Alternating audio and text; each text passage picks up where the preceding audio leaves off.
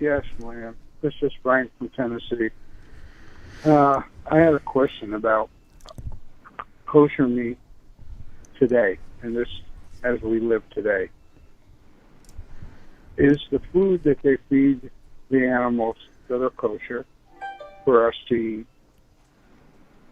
is there stipulations in halakha or any other, in the Torah especially, but in Jewish laws, that food that is given to them would disqualify them as kosher animals to eat, to be slaughtered? Okay, thank you. Okay, great.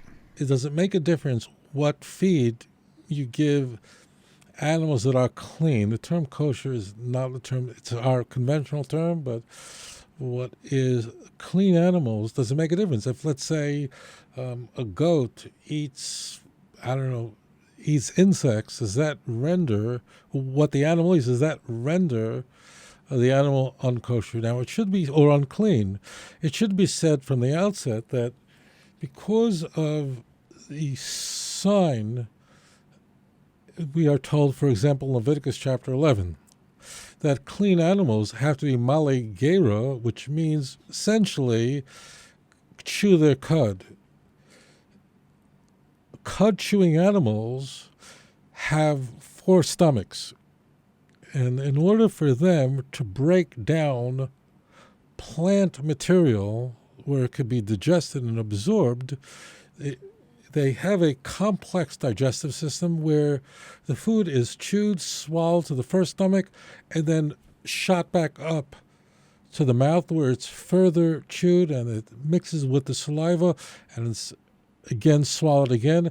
And the fourth is the very important stomach where enzymes are introduced, and finally the animal could then absorb the nutrients from the plant life. As you probably figured out by now, animals that chew their cud are always herbivorous. No clean animal is a carnivore. No clean animal even is omnivorous, like a dog or a bear, which are animals that can eat both plant life and eat other animals. Now, it's true that a bear or a dog would rather have a steak than a tomato, but they will do without it. A cat is completely carnivorous. A cat really can't do anything with plant life. So by definition, it is built in to God's plan that all clean animals are herbivorous. All clean animals only eat plant life. But it doesn't make a difference what the animal eats, meaning that when an ox is eating in the field, eating hay and all these things that we could never digest, there's no question that along with all the plant life it eats, some insects are mixed in with this, with the hay, with the grass, what it eats, and it's eating. An ox is eating a tremendous amount of insects, but it doesn't intend to eat that. It's just a byproduct. It has no effect on the creature at all. It's only if the creature has 2 signs. Number one, it's maligera. We're going to translate it as chew its cud. It's not what the words really mean, but it really means to raise it up and turn it over again. It is possible for an animal to be maligera and not chew its cud, like a rabbit rather eats its droppings to extract more of the nutrients, because it doesn't extract on the first go around. So, but we'll just leave it there so everyone can ride with it.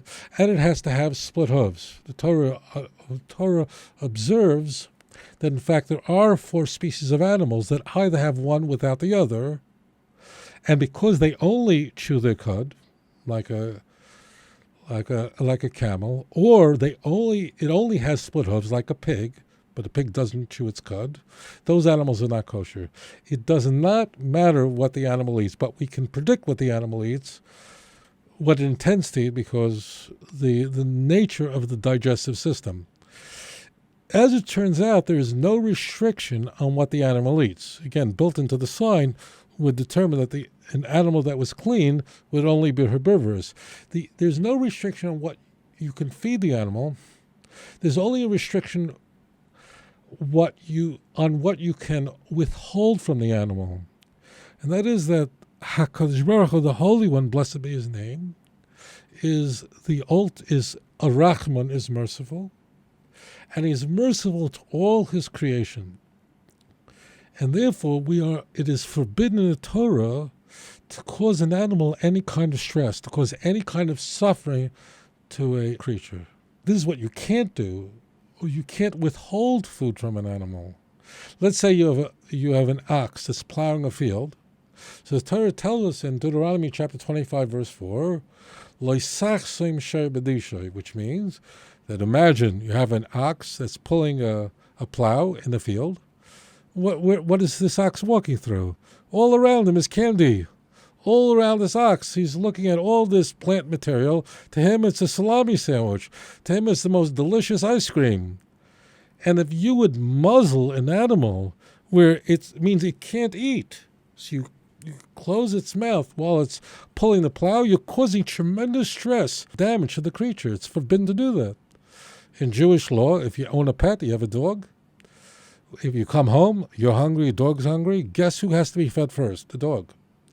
Why does the dog have to be, or your cat, your animal? You must feed your animal before you feed yourself. You cannot sit down and have your chicken, your steak, and the dog has to wait for you. It's forbidden in Jewish law. To have a pet, you have to know Jewish law, because it is forbidden to cause this kind of stress to an animal. Why, you'll ask? The dog is hungry. The dog can't wait for me to eat dinner.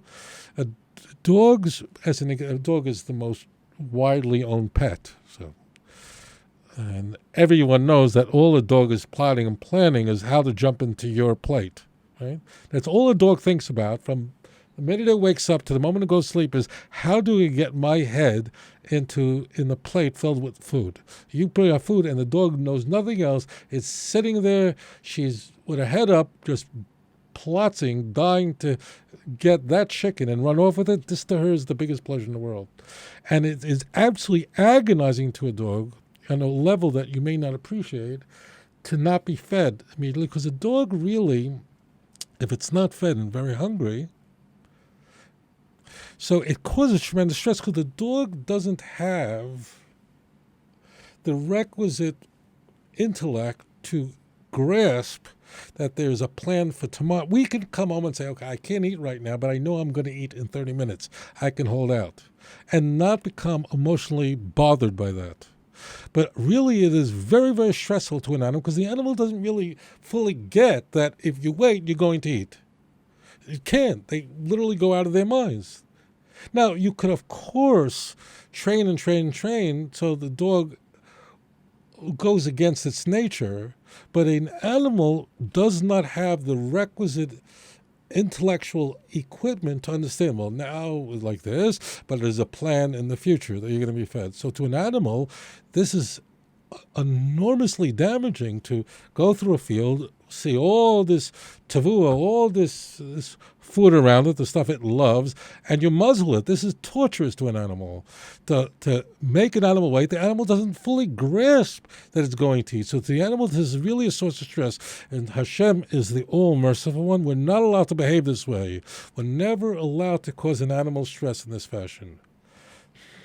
And it's interesting, but beyond the scope of the question, that in fact in Jewish law, once the animal is slaughtered, we actually check the lungs to ensure the animal was healthy, thus disincentivizing any cruelty to an animal, because if you're cruel to animals that are meant for slaughter, they will become sick and they will be rendered not kosher any. But that's way off track.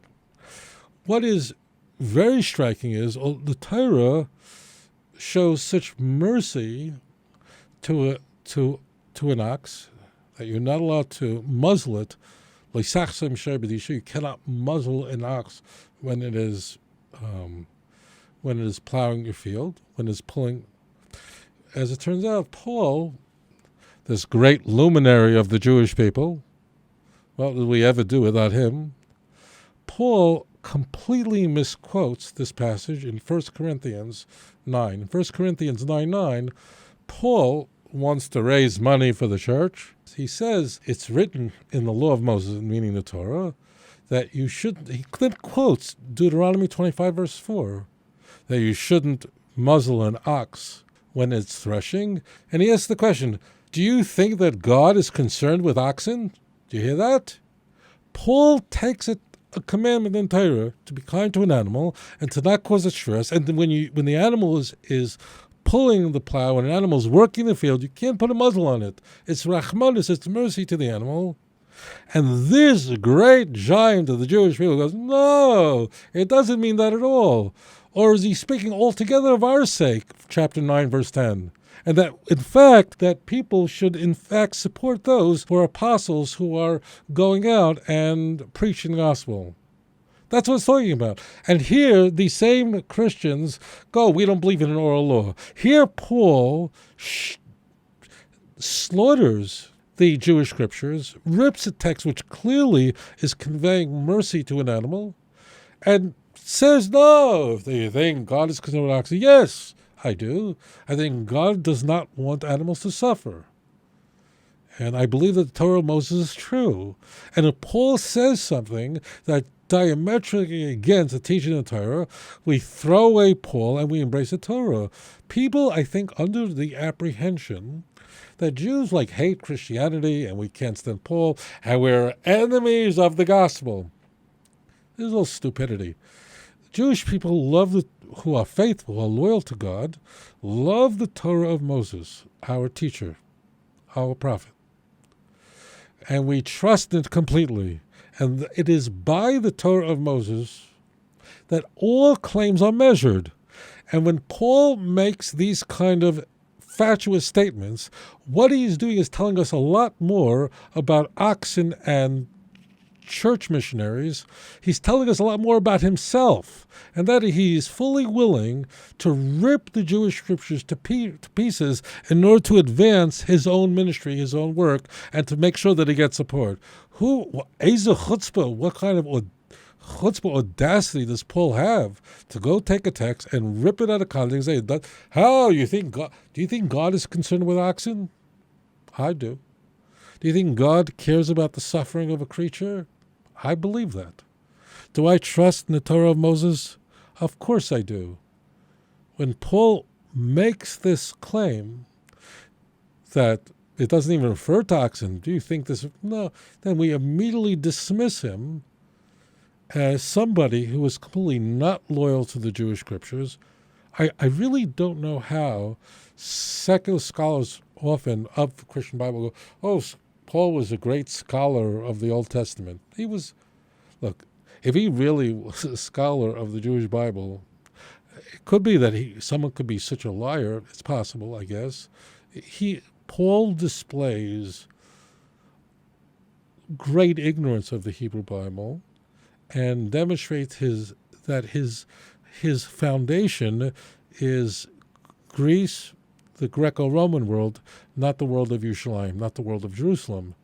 I mean, it shouldn't surprise anyone that Acts will claim that that Paul came from Tarsus, because Tarsus in the ancient world would have been one of the three major centers of Greek thought and reflection.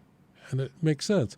It might also explain why Jerome was troubled by this and claimed that Paul instead came from the Galilee rather than Tarsus. But Tarsus is what's Tarsus? That's like saying, yeah, I come from Las Vegas. That's the place that encapsulates what's opponent. Now, there could be a very holy person living in Vegas. I know a few. But Tarsus, Athens, Alexandria, these are centers of Greek reflection and thought. These are not centers of Judaism. And this is reflected in Paul's own teaching. So to return to your question, there is no restriction on what you can feed an animal. But there is a restriction on what you can withhold from an animal. You cannot withhold food from your animals. So thank you, Frank, very much for your question. אדון עולם אשר מלך בטרם כל יציר נברא